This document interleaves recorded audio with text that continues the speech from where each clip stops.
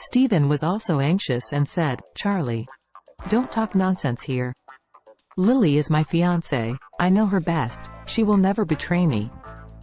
If you frame her again, I will break my relationship with you." Charlie frowned and said lightly, "Okay, as a friend, the reminder I should give has been given. If you don't believe me, then I have nothing to do. Good luck." After speaking, Charlie hung up the phone directly. What an idiot who was dazzled by love. He secretly recorded a video and sent him to see it. At this time, the manager of the BMW store knocked on the window and asked him, "Sir, are you satisfied with this 530? Charlie nodded. "It's pretty good. Let's take this one. Get me a new one from the warehouse." The manager immediately beamed his eyebrows. "Wait a minute, I will arrange for someone to pick up the car." Soon, a black BMW 530 drove over by the salesman stopped there.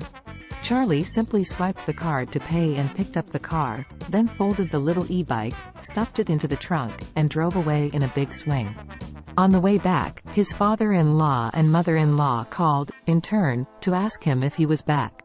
When Charlie arrived downstairs, he realized that they were already waiting downstairs.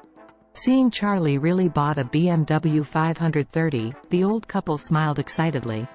The father-in-law went around the BMW several times and exclaimed, "Good car. Good car. I didn't expect that I could still drive a BMW." Charlie smiled and said, "Dad, you might be able to drive a Rolls-Royce in the future." The father-in-law laughed and said, "Then it depends on your ability." The mother-in-law was also very happy on the sidelines, and her attitude towards Charlie had also changed a lot.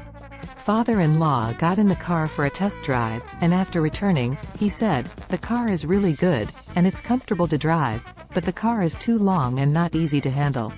Charlie, you will be the driver for me this afternoon. I just made an appointment with someone to see things." Charlie nodded, "Okay, Dad." The mother-in-law said with excitement, "When I turn around, I will be a driver and take me to have afternoon tea with my friends. Let them also see that I am also picked up by a BMW when I go out." "Okay, Mom." After lunch, the old master, Jacob, was already dressed neatly and urged Charlie to say, "Charlie, hurry up and get ready. Drive in our new car and follow me to Antique Street. There is a new Thompson Dynasty official kiln vase in a store. I want to see it." Charlie couldn't help but persuade, "Dad, you're starting to play antiques again now? We don't have much money at home. Is it not a bit too extravagant to buy antiques?" Jacob has no ability to make money, but he has a lot of dreams of getting rich. He likes to go shopping in the antique street when he has nothing to do. He wants to pick up a leak in his dreams, but in the past few years, he has basically been cheated. It stopped for a while before, but he didn't expect that not only did it not completely stop, but it was revived. Seeing that Charlie even dared to point to him, Jacob coldly snorted and said, "Don't talk so much nonsense, just send me over." Charlie had no choice but to go against him, so he had to drive Jacob to Antique Street. Orus Hill is a famous historical city. It is located on the Antique Street outside the scenic spot. It is also well known in China. Antique dealers and shoppers from all over the country gather here. The local tourism department also took advantage of the trend and spent a lot of money to renovate the Antique Street and turn it into a tourist attraction. When he arrived at Antique Street, Jacob came to the door of an antique shop and explained to the receptionist that he had an appointment. It was convenient to invite two people to the VIP room at the back to see the goods. Charlie was about to follow in, but Jacob turned back and said, "Don't follow in. You can't understand it even if you come in. Wait for me at the door of the VIP room." Charlie nodded, "I know, Dad."